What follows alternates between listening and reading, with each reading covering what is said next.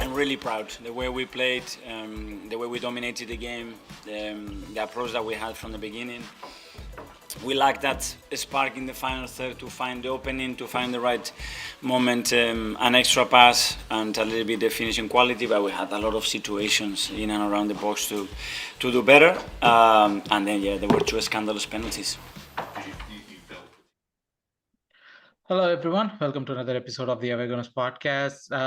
First of all, sorry for missing, the review of Brighton game. That was a beautiful game. We should have had a review for it where we went all, happy about it. And also we missed the Newcastle preview. Apologies for that. But also that is because of the New Year celebration and stuff. As you can see, Deepak's all, decked out, partied out, and he's back with us. Hi, Deepak. Hello. We've got Arun back with us. Hi, Arun. Hello. So as usual, like, share, subscribe, and comment in your, your feedback, your things. You can even scream at us, going like, "Why didn't you guys put up a show?" Or why didn't you Please mock do so. United? Yeah, that's highly what is the word for it? Highly recommended. With that out of the way, today we are going to talk about the Newcastle game review. First up, let me start with you, Arun, right? We know that they are coming here to, grab a point, or that, I mean, they might try more, but their minimum expectation was grab a point, and they did it. Is this a disappointing result for you, or no?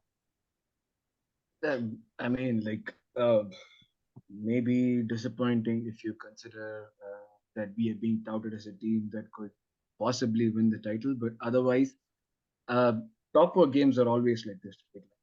It doesn't depend on tradition, whether you look at it as a traditional top four or the current top four. These games are always like this. So a little bit disappointed, but I was happy that we didn't have any injuries given the way the game went. I was expecting us to definitely go on and win the game, but the way in which the game was played and the amount of fouls that were committed, the amount of time that the ball was out of play and all that, considering whatever happened on the pitch, I was happy that we came out without any injuries or any cards to any of our players. That matters. Someone like a Saka or a Party not getting a card there, or a Saliba not getting a card there. That means that they are fit for the next game. Uh, I mean, I don't know. They played a dirty game. It's in this game that the decisions that went against us. Those are the ones that matter in tight games like this. When the opposition is a good team, they're physically strong, and they are, like you said, came for a point. It's in these games that those decisions matter. Unfortunately, they didn't go our way. But I don't see why all of a sudden there's a huge uproar. It seems like everyone was waiting for us to drop the game. Just so they can say whatever they want. But I mean, Newcastle have been good this season. Let's admit that. So I mean, I won't say I'm disappointed. Are they really, like? I mean, yeah, they've been Look at the snatching. table. Look at the table. They have one loss, same as us. They have similar number of draws. Probably they've won fewer games than us. So um, I mean, they did what they had to do. We could have done This is better, this but then is this again, is similar to how United fans are coming up and saying stuff like, "Oh, we are so close." Literally, dude. no, I'm not gonna say we are They so close and no, all no. that. They are saying that we are so close. Like, literally, I was going like, we have a goal difference of 26, and those Yeah, fuckers have a goal. They've scored 27 goals in this league, and they are coming to us and saying like, "Oh yeah, we are so close to the table toppers." I'm not saying we are like leaps and bounds ahead of them, or like we are going to win the league or something like that. But put some respect in what has happened. You're just oh yeah, starting for your sure, process for and sure. stuff. For sure, had we had maybe a player or two fit on the bench, then the result might have been different. But unfortunately, we did not. we take this point and we move. That's all I say. Like, in the longer run of things, we still have a lot of games to go. We're not even halfway at the season. Yeah. So we still have a lot of games to go. We have to face the City twice. We have to go to Anfield. So I'll take this point and move. That's how I see it. But Deepak, I mean, Arun kind of touched upon everything, but I will focus on one thing to start with, which is my favorite thing, is to talk about referees and refereeing, right? But did you hear that how Howard Webb is now the whatever the chair referee or whatever Yeah, is, and once he has come in, it seems that he has instructed everyone that make less use of war or make less war interruptions. And we could see in this game those two penalty decisions. Why yeah. why The didn't first they? one is penalty. Second one is not a penalty No, for I'm sure. not. I'm not saying if Yeah, it's a penalty or not penalty, right? Like it's something that goes to war, and then the decision yeah, is made. We get to see it. They get to see it, and then the decision is made. But that didn't yeah. happen in this game. And the same way, how the the number of times that was stopped, the number of time wasting that was happening, there was no consistency in awarding 5 minutes extra time at the end of the game. I'm not saying we are going That to should slow. have been 7 minutes for sure. 7 or 8 minutes. That's for sure. Yeah, And yeah, the first one, the where the Gabriel shot was pulled, that was definitely a penalty. VAR should have overturned that decision, and yeah, we should have got a penalty. Second one, I don't think so. It's a penalty. It's so close to the body and To the things. body, yeah. Yeah, but Yeah, it yeah, but we have obviously seen. if it was See, we have the thing is seen like the thing is we given. cannot like always say it is always one game at a time. It Yeah, doesn't mean it's not the same referee who is refereeing every single game. We can say like it was given in another game, it was no, given in no. this I'm game not or even. thing. I'm not even talking If about like this was given. given against us, we would have been crying. Let's be honest, Yeah, saying definitely. that it's not a penalty. That's all. So Yeah, so it's simple, right? It's So not a the penalty. thing is, the question is that, right? Like we have discussed this a lot of times, even here in this podcast, right? If the same thing happened anywhere else on the pitch, it's a foul, and they get to take a free kick from that spot, right? If this same thing, if the same handball thing happens anywhere else on the It's pitch, I it's know a like foul. they in the same match, like there was shirt pull and it was given a foul. Yeah, So obviously exactly. it is a foul. Like yeah, that's all. Like there is The nothing more rule to is discuss the here. rule is if it's foul inside the box, it's a penalty. It is a penalty. Yeah, first one is the penalty. It's that's it. I don't know what else we can say. It's a penalty. VAR didn't give us. VAR screwed us. That's all. Maybe because they don't want us to win the league. Maybe they want a Maybe bigger. Howard Webb doesn't. Given that he's a United sucker, he doesn't want Arsenal to win the league. Simple as that. Yeah. But Coming these to your point of yeah. Newcastle, do, do they deserve to be in top four? Of course, they deserve to be in top four. They have been the best. They have the best defensive record. Literally, they are. This is their sixth consecutive clean sheet. If it, and they have, we have 26 goal difference. Their goal difference is 24, 21 or 22. So 21, of yeah. course they are third. So they deserve to be at their position. Only this game I have seen them using these kind of tactics, like completely parking the bus or like they taking the did the ball out same of. thing against Liverpool too. Do you remember? Like Yeah, they conceded a goal at the and last minute. Liverpool like were lucky enough to win that in 97th minute or something. Of course, it was Liverpool. It went to 97th minute. Yeah. Mm-mm. It should have gone as for us also to 97th and 98th minute. Like we were so close. There was a great save from AD. Like Pope literally saved Yep. like David again. That's always. Yeah. So actually, I'm not disappointed. I'm disappointed that we just got a single point, but not definitely disappointed with the way we performed. We were really good. Literally, second half, we didn't even let them do anything other than doing all this dark arts, whatever shit they were doing. In that okay, continuation of that, right? Like from performance perspective, yeah, we did do a lot of good things and stuff. But for me, I am getting a little tingly about performances of Saliba. Uh, I'm not saying he's dropped it or he's gone or whatever it is, but there is a drop in quality that the Saliba that we saw before the break was completely different from the player now. Before the break, he was very assured, he was very calm, he didn't make any hasty decisions. and all those things. But after the break, yeah, I mean, I understand the rebuttal from you guys, which is going to be, yeah, he's young, he's 21-year-old, all that is fine. But is that happening, or is that a Yeah, concern? there is no reversion at all. He has been poor for the last three this games. is Even this in is why folks, that I want Deepak in this podcast as much as possible. Someone who would yeah, like always. see, like when Gabriel makes mistakes, everyone, like including me, jumps on him saying that he shit, he has to go out of the team.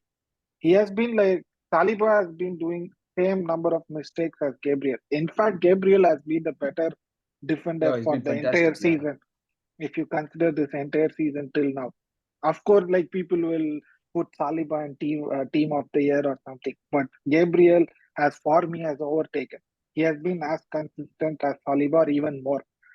After coming from World Cup, definitely Saliba's performance hasn't been up to the mark which was before, like the first 14 games.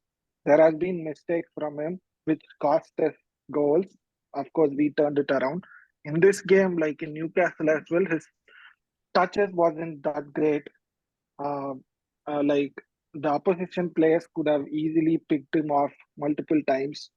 He had the pace to get back and recover whatever mistakes he's made, but he still had like few of those mistakes. Hopefully, this is just a small blip in his form. It's the same thing around, like, I feel about like Tomiyasu too. When he came in, I thought like we were a bit wobbly. Although I admire his, like, there was one moment when the ball was almost in and he was the last man clearing the ball, and then like I admire Actually, that thing. But yeah, Tommy was better this game. In Brighton game, he was completely awful. Brighton got back just because of Tomiyasu. Like, but this game, I felt he did good enough. Of course, like Tommy had injuries and he had to come back from injuries. He's slowly getting back into form, and he hasn't had run of games, right? So it may be rusty enough. But for Saliba, yeah, he has to like get back to himself. Maybe Arteta has to push him with benching him for one game or something like that. I don't know, like, but you don't want to change something which is going good.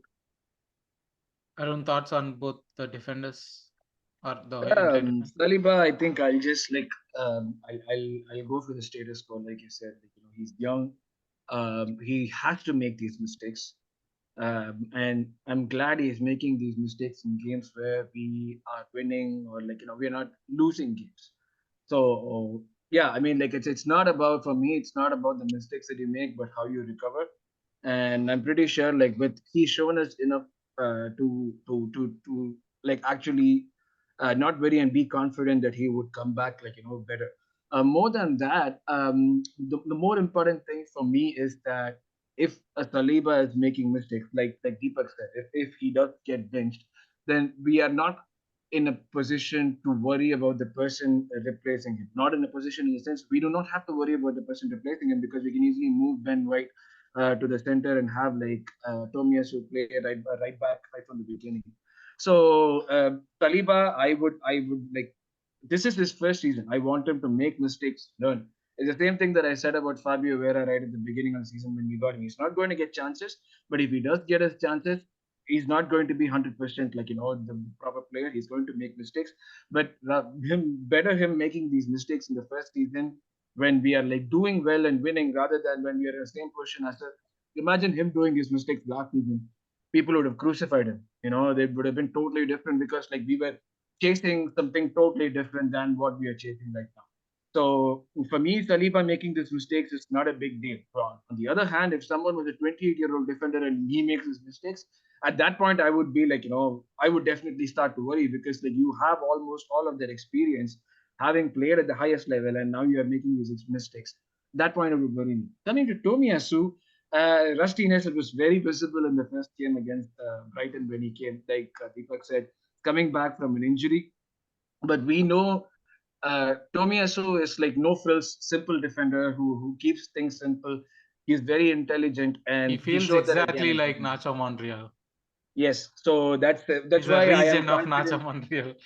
That's why I'm confident, like he's going to be like back to normal very soon. It's not like even in the last game when he did come, the fact that he had like such a shitty game in the one before, did not like really show in this one. He treated it as a new game. We saw that it was a new game that he was playing, and he wasn't making many mistakes. He didn't do anything spectacular, but at the same time, he didn't make any mistakes. I would be worried if these two start making mistakes like Socrates or like Mustafi and all that. I know the bar is pretty low, but those are the don't kind of even invoke their names. It's like Bloody Mary. Don't even no, invoke but their names in that's the any thing for place. me. It's the frequency of the mistakes and the consistency of the good things that you do is what makes you worry or not worry. Like in a game, if a Mustafi makes 5 mistakes, he's not doing anything good at all throughout the game. So every time the ball goes to him, you are actually worried. In a game like where Saliba or Tomiyasu are playing, they make like 1 or 2 mistakes. Saliba made a mistake that led to a goal, but he did a lot of good things as well in the game. Like there was no point where when the ball went to him, you were actually worried that he's going to do something bad. Like so when I see all of this throughout the 90 minutes and throughout the 180 minutes that these guys played, like Saliba played, for me, yeah, he did make mistakes, but I'd rather prefer in making these mistakes, get it out of the system now and be better now than rather than like doing it later or in a season like last season, like where everything went to shit. So let me talk about, for me, the mistake, right? Like from all the other part of the things, like where manager, we are not, we can see that we are not going for the draw. We can see that the team is playing to win, but the manager didn't make an offensive substitution. I understand the choices to make. no, I know. I understand the choices are bare, choices are very less, but we have seen the same manager put on like extra players with no sense of like position. Like, when Gabriel Jesus is here, he puts on an Nketiah. When there is Martinelli and everyone, like he just throws in that offensive player right there. But this game, we did have. I mean, we did not have great choices. We had did one have offensive choices. player in Vieira. We have Vieira, we had Marquinhos. We could throw in players. It's not like they are going to. It's not like they are going to be world class, world beaters or anything. But we are chasing a game. It's not like Newcastle is playing an attacking football that they are going to spring and like get us on the counter when we are going. No, nothing like that. Newcastle was literally parking the bus. So we could have tried to throw on offensive players in.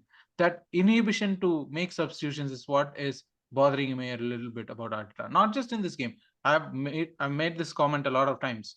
The inhibition to make substitutions to a game, to bring in those new legs into the game. Is it not worrying you a little bit, Arun? No, not really. I'll be honest. Like this game, we had Fabio Vieira on the bench, and I do not see him having made any sort of difference against a team. It's not a low block team. If it was a low block team, yeah, I would have worried, But these guys are physical mid block teams. All that they were trying to do was stifle the midfield out and take players. They took Odegaard out. Odegaard hardly was able to do anything. They took Martinelli and Saka out of the game by being physical and double tagging him. Xhaka was the only one who was having like a more of an off game than anyone else. And if you tell me that Vieira should have replaced Xhaka, then given Vieira's physical stature, I do not think he would have been able to survive at all. Same thing for Marquinhos. He hardly has any experience at this level to be able to replace, like, say, a Xhaka or a Saka, whoever it might be, to uh, to make a difference on the pitch. You said it yourself. Like there was no concern for position when he brought Eddie on in the past. So it's not like the manager has not done this sort of a thing in the past. It's he's playing with the kind of players that he had. Had a Reese been there, had an ESR been there, like forget Jesus. Had one of these two been there, yeah, I would have, we could have seen them because they have this experience. Reese having played in the Bundesliga is way better than a 19-year-old Martinez. And I would have seen that thing. But like here, a lot of things went against us. Not having proper players, not having quality. Not I wouldn't say quality. The kind of players who could have made a difference in a game like this, we did not have them. So I do not see anyone he could have gotten in. Like if you saw the bench list, there were like players that probably were like playing in under 19s or 20s the day before, and they were just pulled in. So throwing them in the deep end would have been a grave injustice to them as well as to us as fans. Like if a Kosia Duberi had come in, we would have been cursing the manager. Like why is he putting the Kosia Duberi, a 19-year-old kid, in like a game like this? That's how I see it. So I really do not think we had the players to make a difference in a game like this. And that's why like probably the manager wasn't able to. Okay, Deepak, but in that topic of manager, right? There has been a lot of noise about like how Arteta is animated, how he is like making these Come on. all the. I mean, yeah, it is happening, Arun, right? Like when people are talking about it and stuff, but he's also coming out in the media and talking about the penalties. He has also come out and said like when they asked about signings and stuff, he was very brutal in saying it's up to Edu, it's in their court. They have to make the decision. Uh, all this considering, do you see Arteta has grown as a manager into this? Is this a good thing, or is it like, for me it's kind of difficult to gauge because I'm an old school Arsene Wenger fan. So when I saw Mourinho doing this during the day, during the old days, I used to think like what an idiot, right? But then now my manager is doing it. I cannot quantify it in terms of like, is it good or bad? Help me here. It's good. Nothing to lose. What is the problem with speaking your mind out? So I don't see any issues with it. Like when Wenger used to be there, we would like Complain say, that he oh, isn't. complain that he's so soft. Why don't he go and fight with Mourinho? And we like clapped hands when he pushed Mourinho away during that fight. So I don't see any wrong in that. Let these fuckers cry whatever they want in articles or videos or anything. If referees don't have any problem with Arteta going around this sideline, and why these idiots care? If referees have a problem, they will send him off. That's all it is. And if the FA has a problem about him commenting about penalties, he would get fined. That's all. He didn't get fined. No referee has sent him off until now. So what's the problem like others? All these guys will just keep on talking about all of them just wants to see Arsenal come down. All this idiotic articles about Arteta, everything is just to see like because we are performing well, which is good to see. in that in, Like in Tuchel and Conte had a fight. Yeah, No one said Yeah, anything. Klopp because is like literally we've seen him turn psycho in so many games. Pep is like yeah. Pep Pep literally took a literally bottle threw and a bottle. Yeah, so yeah, yeah, like and that's no it. one says anything. It's just bias. I would just call it bias. I don't see anything wrong in a manager expressing himself as long as it is within the limits. And I didn't see Mikel cross the line at any point in the game. Going and talking to the fourth assistant is something that all the managers do now. We've seen the Yeah, so likes of Alan Pardew do it. Like why shouldn't Mikel have it? I mean, I don't see any yeah. reason why. Yeah, even Eddie Howe didn't have a problem. They just had Yeah, like a fight and they just shook hands and went away like normal people. That's all. Even the opposition manager doesn't have a problem. Why these guys should have a problem? It's part and parcel of the game. That's it. yeah. That's how Arteta is. He's so expressive on the sideline. He doesn't need to be like Arsene Wenger, just keep quiet and do nothing. This is Yeah, how like if he you manages. remember, yeah, if you remember, like during the time when there were no crowds allowed, you would always hear his voice. There was not a yeah, minute where you would not hear his voice. And we saw in Amazon, like Aeon, where like when he came, how hoarse his voice was. yeah. I Yeah. don't see anything wrong in this. They just like I there's remember nothing like to complain against. I remember like in the game, like the commentary here in US, the commentator said that he wasn't surprised that Arteta hasn't pulled his hamstring. But on that topic, like I mean, yeah, the celebration police is always out to get us. But on the other side of things, that is the signings, there has been a lot of talks about like that we have made the second bid for him, that he did a TV thing for us, and all those things. Do you guys think it's happening? What's happening? Hopefully, Arun's always like, what's happening? Yeah. No, What seriously asking you, what's happening? the signing of Mudrik. I won't believe it until I see it. So, I mean, like yeah, like it's the case yeah, where we need the player, but I don't want to for us to like overpay just so that we don't set a precedent. Like it would sort of like once we set a precedent like this, it would make it easier for all of these clubs like Shakhtar and the likes where we like the Portos and the Benficas, they sort of would know that they can fleece money off it. Like I don't understand how a Cody Gakpo was able to go to Liverpool for 37 million. A guy who played in the World Cup, who proved himself in the World Cup, went for 37 million, and a kid with potential. Like the key word here is potential. Potential being realized. There's a lot of factors to go into a potential being realized. Someone with potential is not. We're not able to get him for 60 million. I mean, I don't understand how this thing works. So I really won't believe it until I see it. And right now, like I think we were talking about it in one of the groups where we don't have to panic until either Ornstein or Fabrizio talk about it.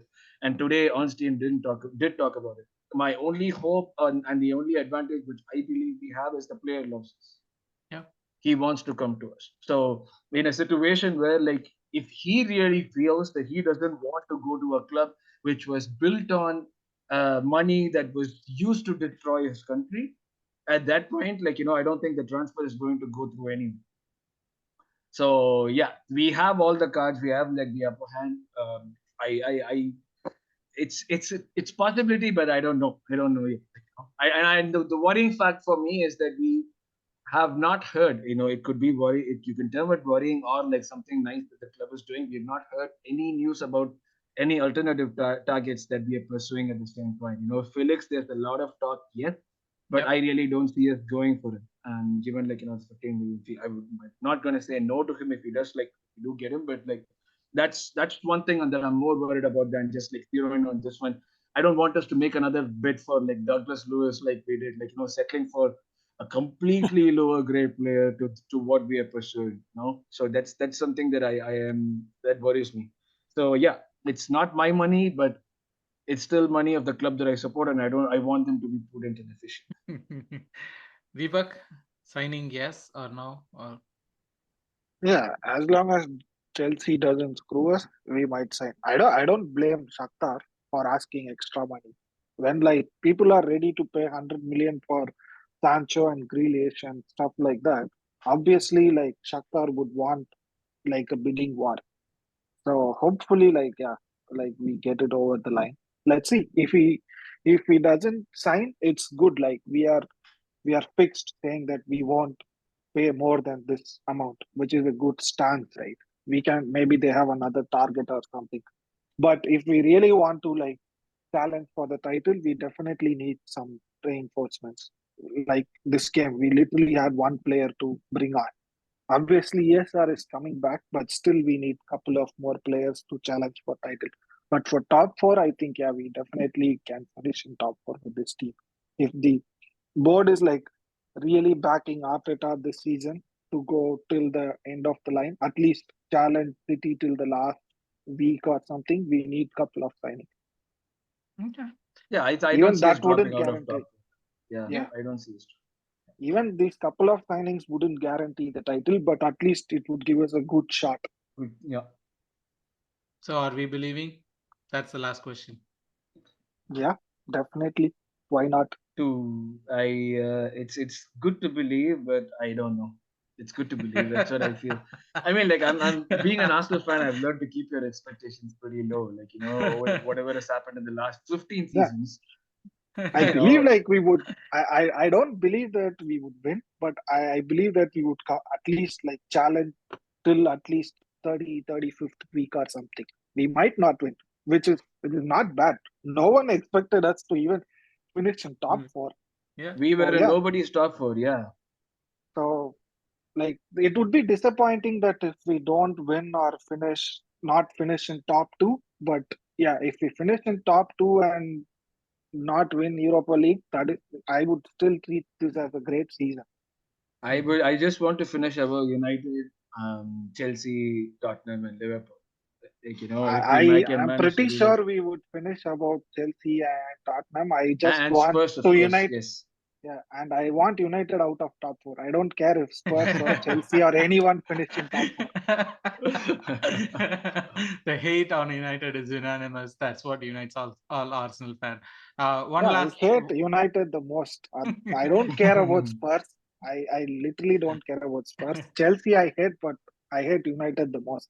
I don't want them to finish in top 4 and they want to cry. They say they have the best CDM, the best left back, the best centre back, everything, but they're still like they can't win the league. Okay, last thing is like there has been news that Fabregas is back with the club in a coaching role. Did you guys see it? Any thoughts? Yeah. Well, he's Yeah. not. He's learning. Not in coach. He's not Yeah, in the coaching role. He's just like couple of until when he retires, he wants to be a coach. Be a So coach, he's yeah. just come. I have no issues. Okay. I love Fabregas as a player. I feel like if we still haven't replaced that kind of a player. Maybe Partey has done this season, but yeah, Mhm. the way he left is like yeah, of course it was bad, but I wouldn't say I hate him. All right. I think that's all we have to talk about today. There was not much. I mean, there literally was no topics for me to talk about the game, as in there was no goal scored or any other incidents that happened, which is literally Yeah, my like short. one good thing out of that game was Eddie was again really good, which is surprising. He was to say. fantastic. He was probably He the was best really good. player. That's something I'm really happy about. Like, I've been backing Eddie, and then seeing him do well is really good. It's against a Yeah, that physical was team the like this. biggest. Yeah, he was really good. He could have really won it. It was really a great save from Pope. Yeah. Anyways, yeah, that's all I wanted to discuss, guys. Thanks so much for joining in. And I think it's a EFL game next. We will probably not FA do Cup. I don't care. FA Yeah, Cup. we'll Come be out doing an of FA the Cup game, also. win or lose, whatever FA it is. Cup, whatever it is. I'm not very caring at this moment. And Yeah, one thing I might look forward is for ESR starting and Yeah. to see him like after a long time. Hopefully, he comes back without any injury. Yep. Yeah. That's possibly our preview for the FA Cup Oxford game. FA Cup game. Deepak did that in one sentence, and that's our preview for our FA Cup game. But thank you guys. Thanks for joining in today. We'll talk again for the preview for the North London. NLD, yes. Bye. Bye bye.